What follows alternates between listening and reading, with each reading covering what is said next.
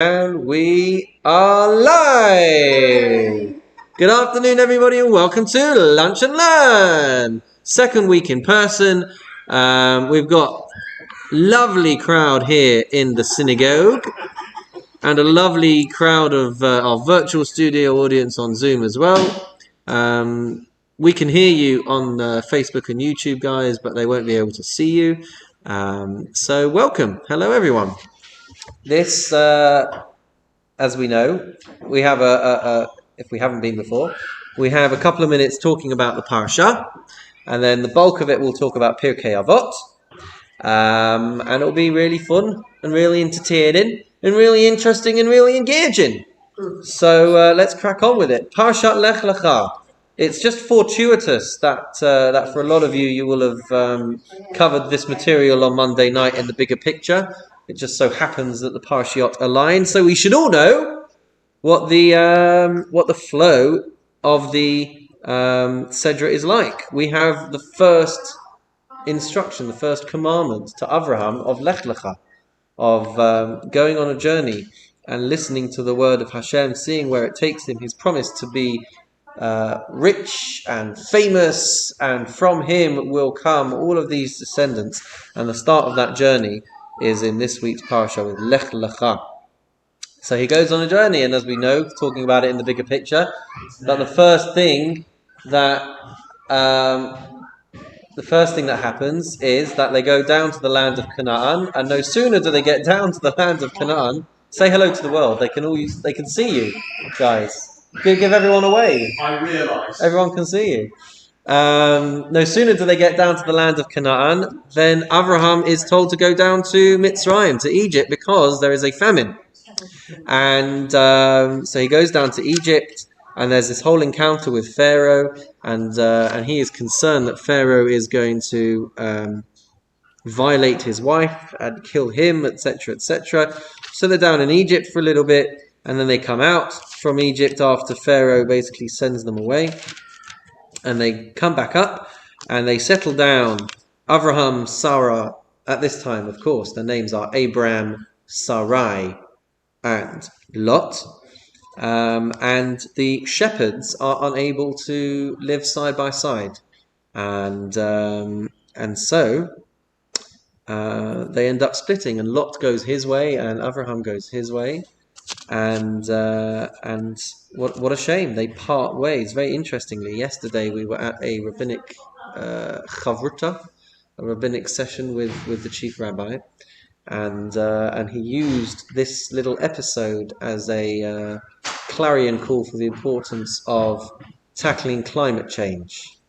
I don't know if I can recall exactly what he said. It was very nice, but he was saying that this is one example of let me see if I can find it. So the fact that the shepherds did not find a way of pooling together and working together and sharing resources and finding a way to make it work, he was using that as saying that this is one of the earliest episodes in the Torah of the type of behavior that leads us to where we are today. With the challenges that we face on climate change. If only they had found a way to respect each other, respect the land, respect their animals, find a way to have the same vision and the same attitude towards caring for their animals and caring for the environment, then maybe they would have realised that there was enough for everybody, and they wouldn't have had to split off. It was interesting. There's more to look into over there. So after they part ways, we have the War of the Kings. 4 kings against 5 kings, which, talking from our bigger picture on a Monday night, the only reason Avraham even gets involved is because Lot gets captured, and so he has to go and save him. And Paul and Michael, if you don't know what, and Howard, if you don't know what I'm talking about, then check out the bigger picture online and catch up with Monday's class. So Avram has to fight against these kings in order to be able to save Lot. Now, we talked about some wonderful things on Monday night, but we'll come to those again next week. So Avram saves Lot, and then we have the covenant between the parts, Hashem's reassurance to Avraham that he's going to have kids, that his descendants will inherit the land. And then we dive into a story of the birth of Ishmael, of Sarai realizing that she's not going to be having children, so she encourages Avram to have children through her maidservant Hagar. So Ishmael is born. And then the final part of this week's parasha is the mitzvah of Brit Milah and the promise to Sarah that she will give birth to Yitzchak. So that is a superficial summary of this week's parasha. And one wonderful idea which begs mentioning, because I know the Rabbi, I think, mentioned this last night on the bigger picture, but there's a wonderful piece on the opening of this week's parasha by a commentary called the Noam Elimelech, who says that this instruction, this commandment, Lech Lecha, for Avraham to go and find himself and to pave that way, living in the shadow, as it were, of God and living under the instruction of God. So the Noam Elimelech says, if we look at this verse, Hashem says to Avraham, Lech Lecha me'artzecha umi moladatecha umi beit avicha, that Avraham has to leave behind his land and he has to leave behind his relatives, his birthplace, and he has to leave his father's house. And the Noam Elimelech says that this alludes to the three types of introspection and the three parts of our journey that we have to go on as well. He says that me'artzecha, to leave your land, refers to our kind of baseline, primal. Is this right? Is this right? I think this is how it works. To our temptations, to the materialistic things that may lure us astray and lead us into temptation. So the first, or one of the three levels that we have to do to reflect on in our lifetimes is channeling appropriately the materialistic endeavors that we have in this world, and not spending all of our time on the accumulation of wealth, but realizing that there's other things in life as well. And the second one, umi moladatecha, the things that we are gifted with at birth, the talents and skills on the one hand, but our instincts and our urges and the things that we feel like we've make up the primary part of our psyche. So change is always possible, and that's this second piece, is that we have to go to ourselves, look into ourselves, and channel our urges and channel our temptations and the areas of personality that we feel may be ingrained in us since our birth.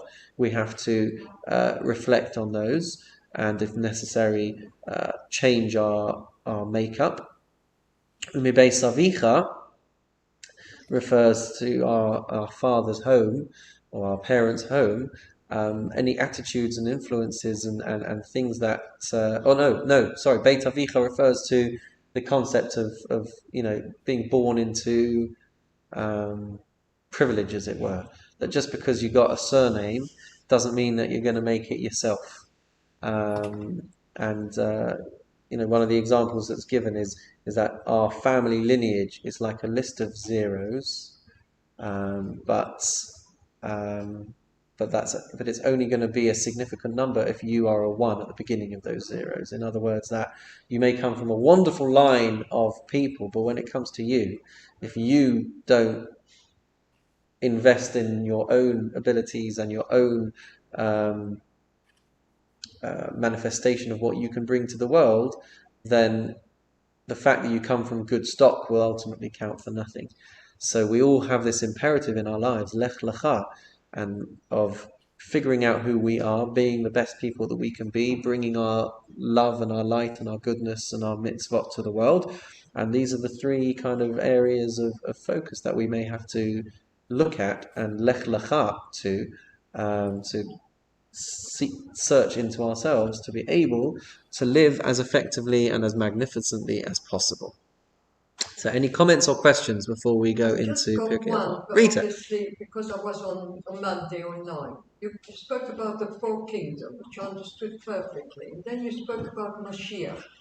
Where does he come into it? Because you said the fifth one was the Mashiach. Oh, we'll have to come back to that on Monday night, I think, because that takes. I'll have to explain all of the context to be able to bring everyone else into the conversation. But suffice it to say, the four kings represented the four exiles, which represented the four kingdoms, and at the end of that is Mashiach. That we go through all of. Where does he feature in the kings?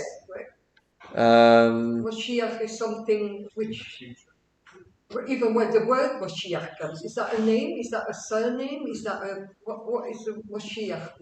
All right, so let's remind me of that one on Monday night. It's a Monday night question, not a Thursday lunchtime question. So we'll do that at the after party on Monday night. We don't need to do it. All right. Wait for Monday. So let's go, guys. Pirkei Avot. If you're following in a green siddur, it is on page 559, right at the bottom there, number 18. We're going to get that up on the screen as well. Everyone doing okay still on Zoom? Yep. Excellent. All right, so you can see me. Tell me something, guys. Is it going to be better for you, do you think, if I do this? Do you prefer that? So I can't see anything. I can't read anything. Okay. It's very tiny. It's very small. I'm going to do this. How's that? 5 is not in focus. It's not in focus. Oh dear. Blurred. Okay, I don't know how I'm going to crack that blurring. It might be your screens, because on my screen it looks all right. Oh dear. When you're on Zoom, you can see it, but it's not actually very clear here. It's not very clear here?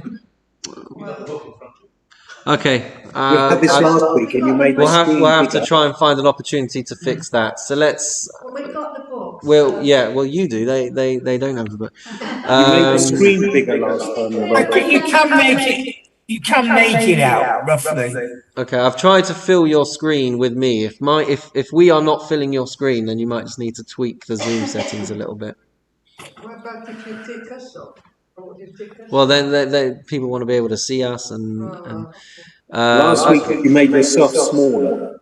Last week I made myself smaller. Was that better or worse? The writing became bigger, and we were able to see it. Okay, so let's try this then. We'll get there. We'll get there one day. No. The screen with the writing needs to effectively be made bigger. Keep going a little bit more. Oh, really? Yeah. That's it. That's okay. All right, That'll work. That'll do. What's going to happen when we've got a massively long Mishna? So, all right. So we've got this Mishna. It is it's chapter 5, Mishna 18. And would someone like to read that for us, please? So, someone on Zoom want to read that? I'll read it. There are 4 types. No, you see, I can't read that now. Sorry, but it's I can't. Shall I do it? Nice and loudly, though, Joe. Sorry? Nice and loudly. I'll do it from the book. Yeah? All right.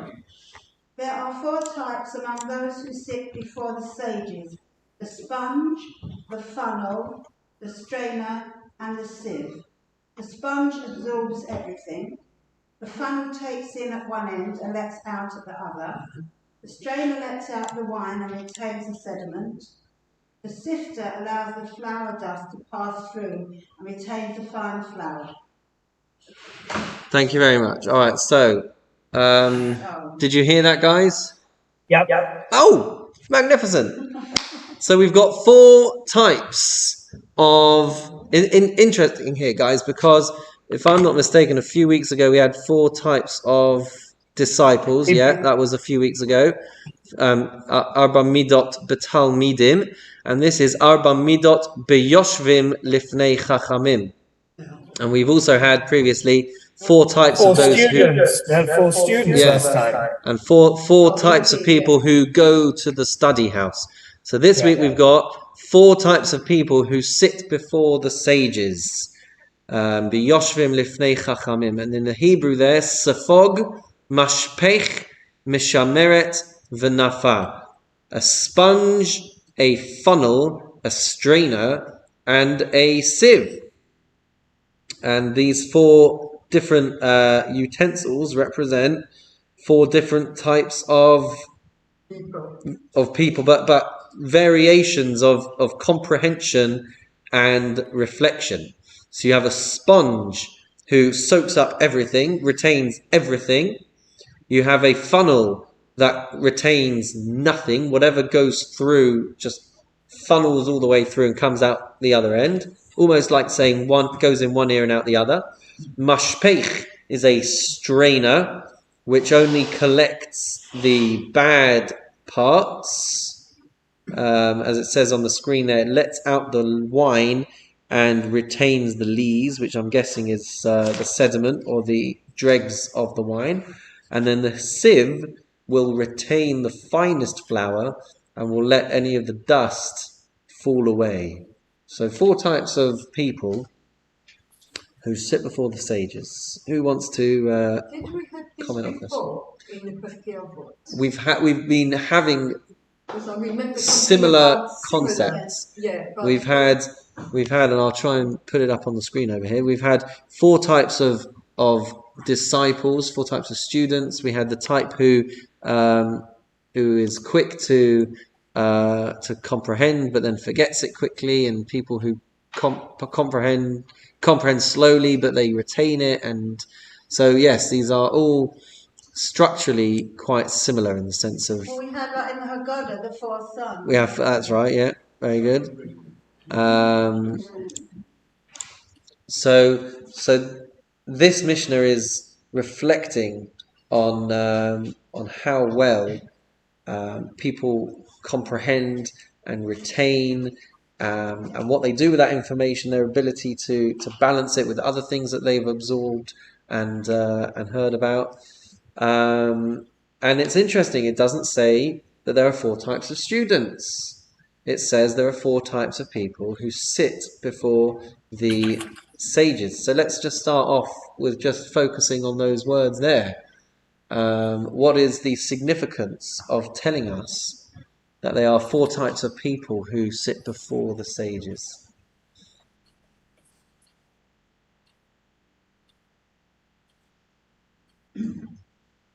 sages. It doesn't say there are 4 types of people who look up things on Wikipedia. I think it's very. I think it's significant that we're talking about people who are actually Judges in the same space as their teachers. And I think one of the reasons why that's significant is because when you have a teacher, whether you're in the same physical or virtual space, guys, right? But when you have a teacher, you're not just absorbing the information, you're absorbing the essence of that teacher as well. When we learn from somebody, we have a saying, Devarim yotzim min halev nichnasim el halev, that the things that come out from the teacher's heart, and don't just read teacher, but any individual that we learn from, be it a teacher or a parent or a friend or whoever, or our spouses or whoever it might be, but things which are meant genuinely will be absorbed genuinely. Things which are you can see the hypocrisy in the person teaching. Then there's always a block. There's things that won't penetrate. There's things that won't be absorbed. So I think the importance of us talking about biyoshvim lifnei chachamim, the fact that these are people who sit before the sages, I think it's perhaps it's laying the foundation, the prerequisite, that the 4 types of people, the ability to absorb and retain information is highly dependent on who is feeding you that information. That when it's coming from the right source, when it's coming from the right place, when it's truth, when it's emet, so then it will penetrate and it will absorb. But if there's not disparity, but if there's a lack of synchronization between the information that you're receiving and the person who you're hearing it from, or the source that you're getting it from, then it doesn't necessarily resonate in quite the same way. I find this one is a bit contrived because when you're learning, you pick up things, some things easier than others. Some things you forget, and I don't quite see how one can slot into one with the other. With a person, how they behave is a bit different. Be a nasty person, and that is the way you are. But with learning, I find that a bit more difficult to grasp. That you can slot into one particular. Well, maybe we don't. Maybe we alternate between four different types. What's interesting is they're actually sitting before the sages. They've chosen to do that, so they must want to learn, or they wouldn't be there. But obviously, some haven't got the ability. Yeah. So it's up to the teacher to try to find the right. They want to learn, and they haven't got the ability. You try and give them as much as they can understand. Yeah. To bring them on. Adapt There to the needs of the different student. stages as well. Yeah. Of learning. I mean, back in your teaching days, now I feel like you'll tell us that it's all gone crazy, and the emphasis on finding everyone's unique learning pattern and catering to every single time. What was it like? Well, I mean, I think myself, when I saw you that Sunday in the park, right? Yeah. When I saw you that Sunday in the park, I thought you were terrific with these kids. I'm just telling you, it was terrific. I mean, all these kids, and they were shouting and screaming, and they didn't even have their pizza yet, and they were absolutely, because I think you got the vibes to give it to them. When I was teaching, when I left, because I went into interpreting, I left, I mean, the kids were crying, and this is a word of truth. Not because I was the best teacher, because they liked me as well as a person. Yeah. And this is how I've defined all my career but you've got it or you haven't got it. This is, I think teaching is one of these things where you know, but I enjoyed it. And my sister always used to say to me, "Oh no, you got the patience." She couldn't believe that I had the patience and sit and make people, because everybody's got a level of understanding. There's also patience. It's a lot of things. Teaching is a lot of things, but you know that better than me. Because you're still doing it today. It's interesting as well because, as Peter was saying, like different people will absorb different things. People can always remember the rabbi's joke in the sermon, but they don't always remember. But there's also this idea that because you've had a kind of physical experience, that helps us place where we've absorbed it from. I think this is a part of it as well. Perhaps why we're talking about the Yoshvim Lifnei Chachamim, of sitting before the sages, because if everything is, let's say, done just by reading a book or by looking at the computer screen and reading online, and that's where we get our information and our education from.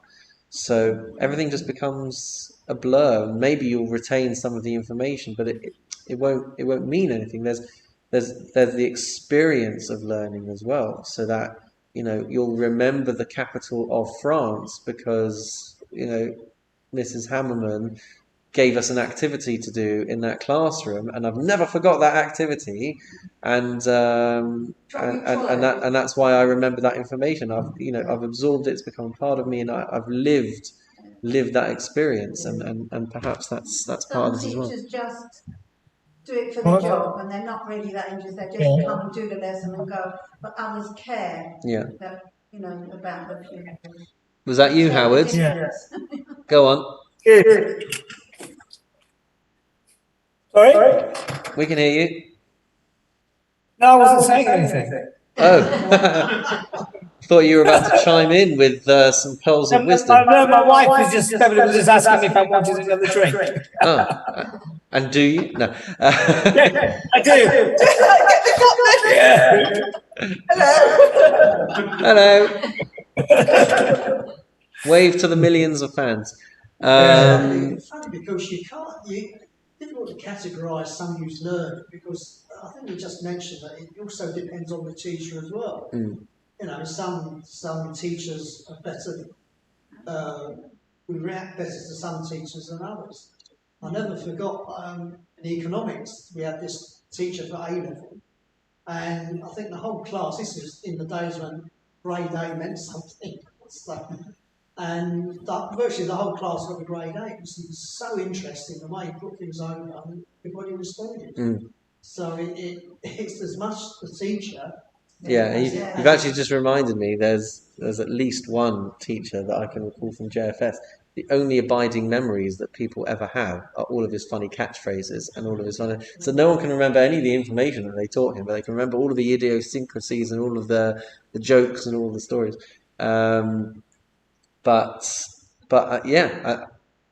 Yeah. In conclusion, yes, I agree.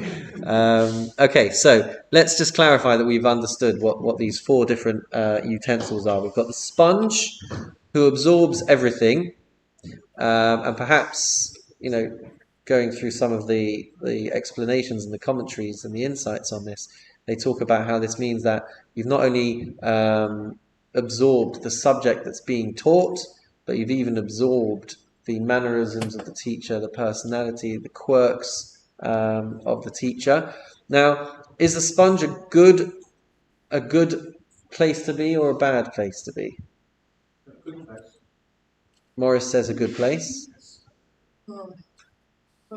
We We always talk about like a particularly bright kid. We call them a sponge because they absorb everything. So we would be led to think that it's a good thing. Were you going to say something, someone? Or are we still getting drinks? L'chaim! Yeah, sorry. L'chaim. I'm sorry, I can't give anyone else a drink, otherwise I would. You have to be selective. If you absorb everything, Oh, very good, absorb Joe. the bad as well as the good. So is it a good thing? Is it a bad thing? A sponge, if that Depends what the sponge does with the knowledge. so it would seem. Yeah. Go on, Howard. Finally. Well, I was going to say, people you can absorb everything, but it's what you're able to do with it, how you're able to use it. Yeah. And if he's absorbing everything, he could be absorbing the good and the bad. It's about what he's able to do with it. Yeah. How he interprets it. Which is certainly how a lot of the commentaries reflect on that. They remember everything, but they don't have the tools to distinguish between what's true and what's false, what's meaningful and what's trivial. The commentaries Rashi and Rabbeinu Yonah, Rashi and Rabbeinu Yonah say that if you have a sponge, it's not you, Rita, it's fine. The sponge will sometimes be filled with dirty water, and the sponge will sometimes be filled with clean water. Right? There's just one problem. I didn't catch So a sieve is probably better because a sieve gets everything through and retains the important pieces. Maybe, yeah. So I was saying that a sponge will sometimes come into contact with dirty water, and it will sometimes come into contact with clean water. But once that clean water gets mixed in with the dirty water, then it all becomes one dirty, murky mess. So I still think the sponge is good because if you can absorb everything, when it comes to exams, you can regurgitate. Yeah. It doesn't matter whether you understood any of it, so long as you can regurgitate it, you'll get an A or A plus. So there is that to be said. So whether it's good or whether it's bad, some of the commentaries look at it as edging in some ways towards the bad, because once you've got the clean water and the dirty water, the clean water suffers because of the dirty water. So you could be absorbing good things, but if you're also absorbing bad things and you don't have the ability to distinguish between the two, then it doesn't always go well. There's another element, which is how do you get that water out? Help yourself, sir. How do you get the water out of a sponge? Well, I guess You have to squeeze it. I just wonder, in those days, did they have these four types of stuff? Yeah. Absolutely. Yeah. Absolutely. They weren't made by John Lewis, but they definitely handled it. Yeah, otherwise how would it have got in? They wouldn't know what they were talking about. You'd have had the students sitting around there going, strainer, that's a good idea. Why did we think of strainers? Pardon me? Was it Paul? ecologically right to use a sponge? Oh, well, it was a natural sponge, Paul. It was... yes, it was... yes, it was ecological. So, and more importantly, who are these sages that they're saying 4 types sit in front of? Who do they... So I think we're presupposing that it's a teacher worth their salt, and someone who sets a good example, and someone who is teaching truth, and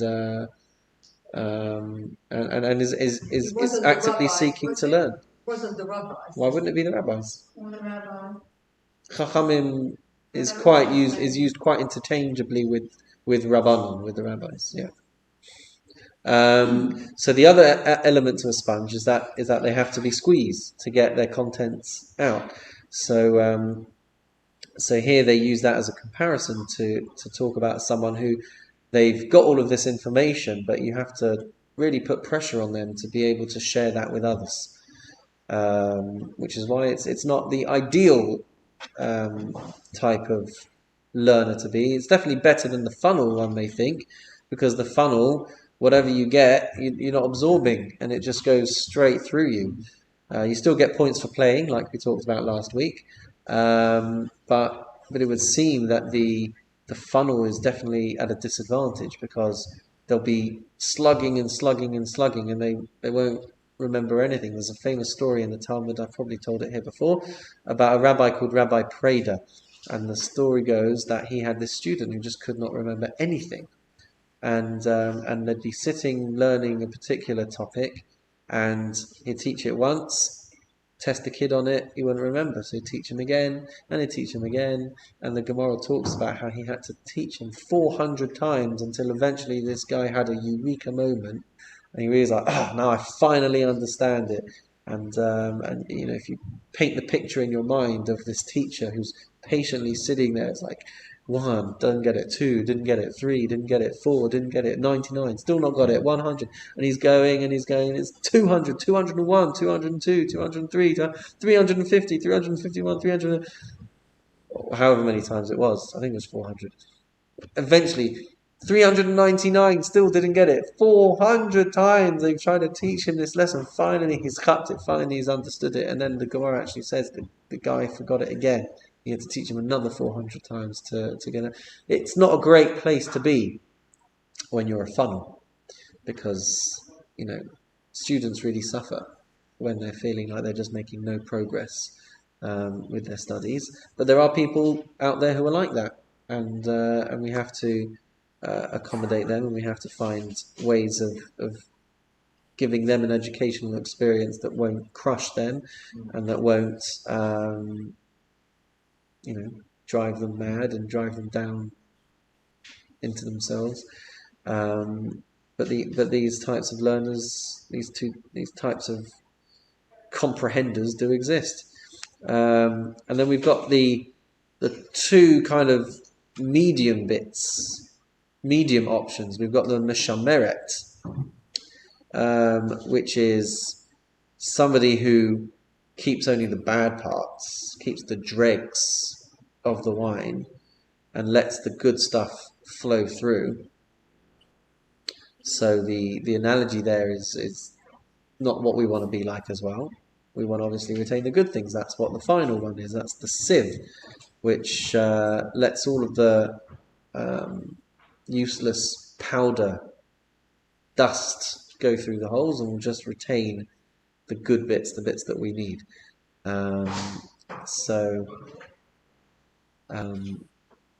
those are our 4 types of absorbers, our 4 types of learners.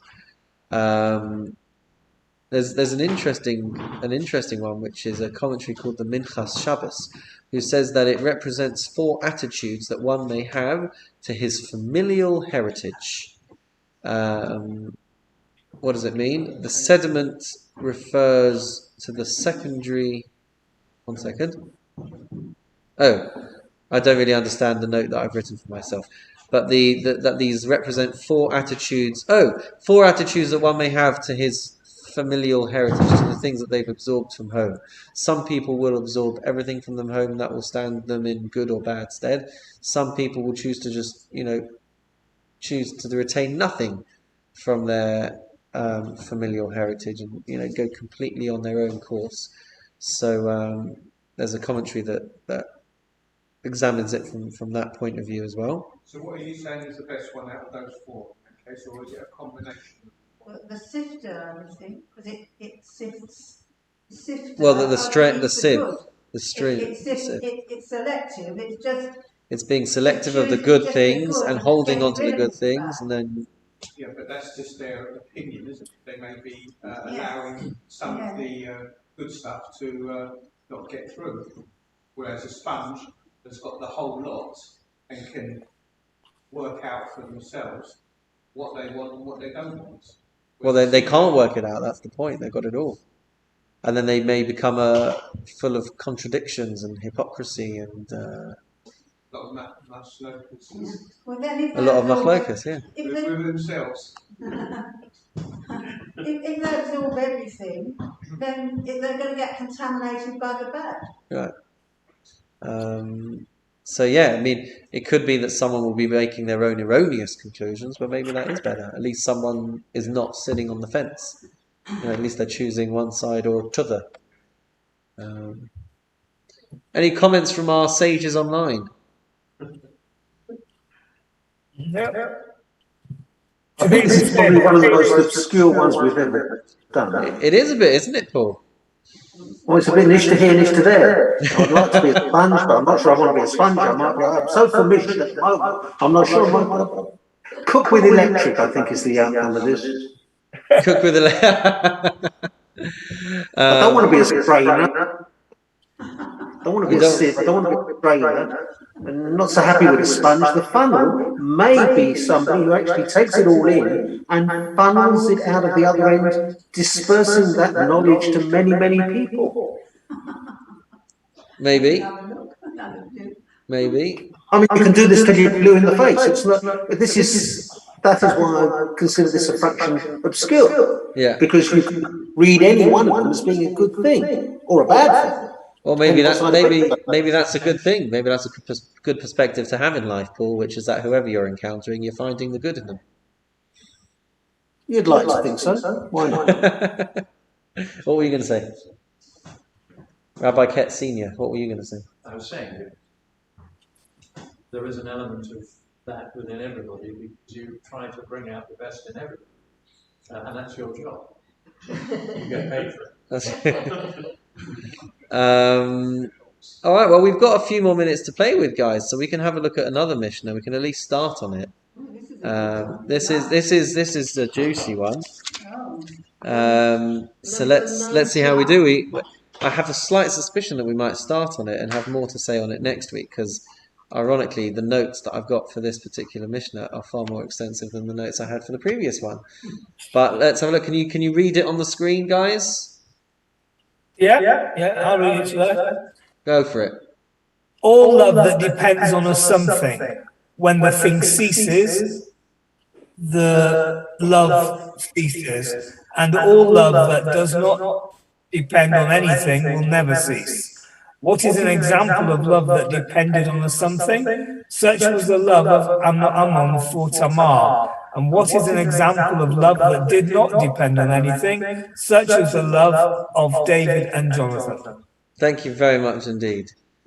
So that's going to give us some food for thought, isn't it, guys? I've got a first question. Yeah. Who are Amnon and Tamar? Okay, so and who are David and Jonathan? Excellent. So let's get to what happened in their lives in a moment. Let's just clarify that we've understood the premise of the Mishnah. Kol ahava, any love, shehit tluya b'davar, which is dependent on something, which is, I guess you could call it conditional. Any love which is conditional. It's like you and your kids. Do you want to put that? Any love which is conditional, if that condition disappears, then the love disappears. And if it is unconditional, then no matter what happens, says the Mishnah, Eina batela le'olam, it's never going to go away. And then the Mishnah gives us two examples of a conditional love relationship and an unconditional love relationship. The conditional love relationship is such as with Amnon and Tamar, and the unconditional love relationship is David and Jonathan. So we've got loads to talk about on this one. Was it just two men? So Amnon and Tamar, Amnon is a man, Tamar is a woman. Oh. And David is referring to King David and Jonathan. So we're going to have to ask ourselves some more questions here. What is love?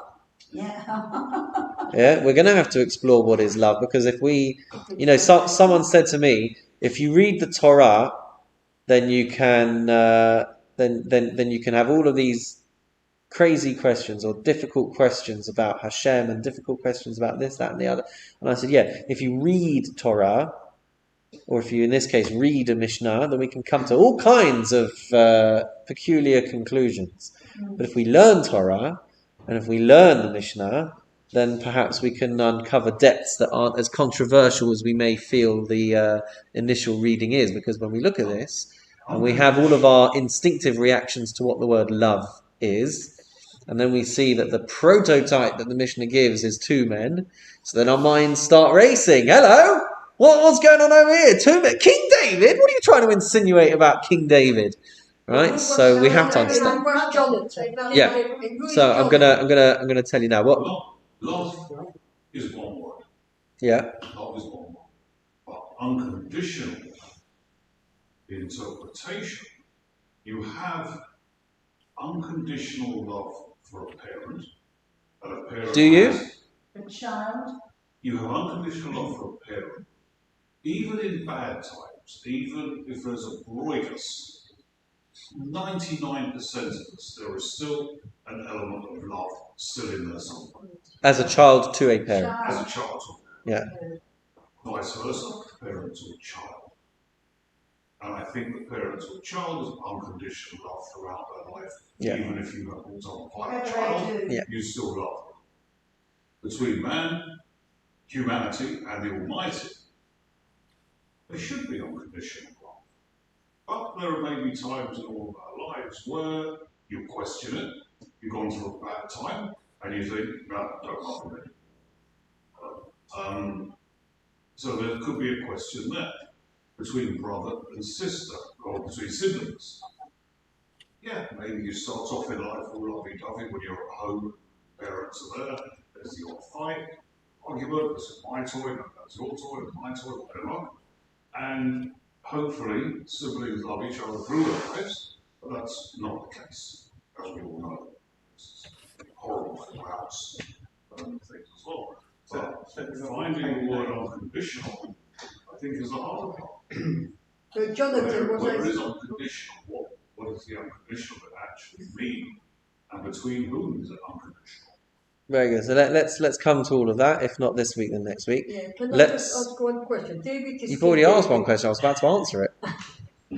Who is Jonathan? His brother? Yeah. So I'm about to tell you now. Oh, right. Okay. So in the book of Samuel, Shmuel Bet, the second section of the book of Samuel, we encounter the episode of Amnon and Tamar. Amnon and Tamar were actually half brother and half sister.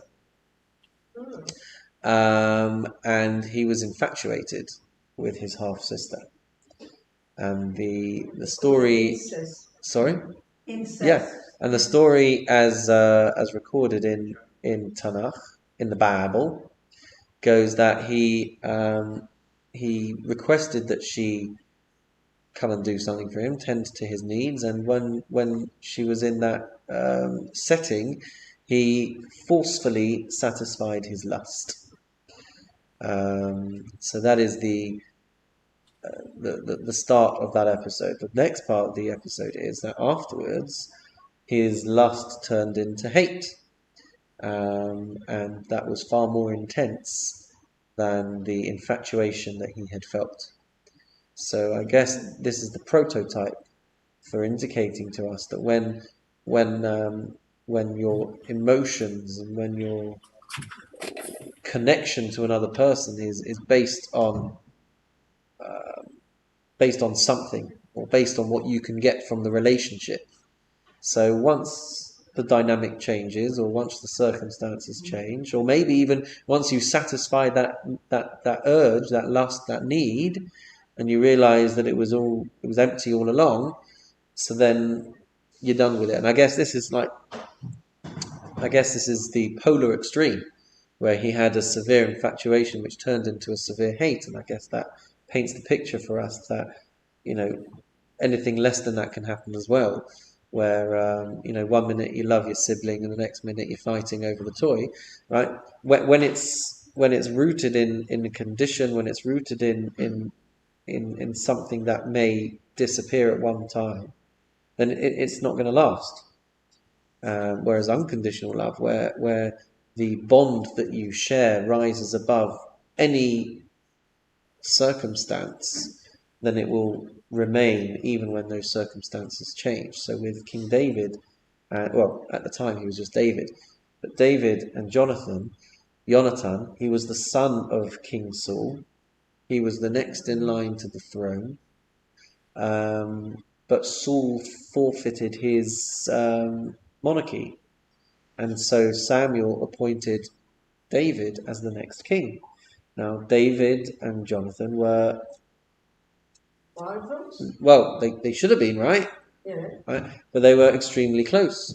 They were the strongest of friends. And so even when you've got a situation where Jonathan has just had the rug swept out from under his feet, and he's lost his birthright, or he's lost his title as crown prince, and for all intents and purposes he was the next king of Israel, and he had all of that taken away from him. Nonetheless, not only did it not impact his relationship with King David, but Jonathan continued to protect him and continued to save him from all kinds of situations. There was a lot of friction between David and King Saul, and King Saul tried to kill him on more than one occasion. And so even though Jonathan had so much to lose, and even though he was, the pinnacle crown prince, everything laid out for him in life, and he lost it all, that could have turned your average Joe, not you, Joe, but your average Joe into someone who was going to be vindictive, someone who was going to take revenge, someone who was going to take it out on the perceived perpetrator. And Jonathan didn't do that. And even when Saul was chasing David for his life, Jonathan helped him escape and warned him of the danger. And so that is the bond that they shared that was not to be broken even by those circumstances. So that's who they were. That's our statement from the Mishna, that if it is conditional, then So they're giving it two extremes. One is eternal love, or whatever it is, and the other one is just love turned into hatred. Love turned into hatred, but for any of us, it should speak to us that if the love is based on something which, if it disappears, then that love is gone. That's a profound awareness to have in life. Is it to reflect on our the difference relationship between finite and infinite? I'd say so. It must be But very important, because for a human being, it's the most important thing there is. All the songs, like the Beatles, love is all the songs are love songs that are popular all through. There are so many songs on love. So it's the most basic human need. Human need, yes. Yeah. Human emotional need, yeah. And whatever stage you're at, you still need that love. But guys, it's 1 o'clock, so I say we pour more depth into this Mishnah next week. So to all those watching on Facebook and YouTube, that's all we've got time for. If you want to come join us on the after party on Zoom, please do feel free to do so. But in the meantime, we wish you a wonderful and meaningful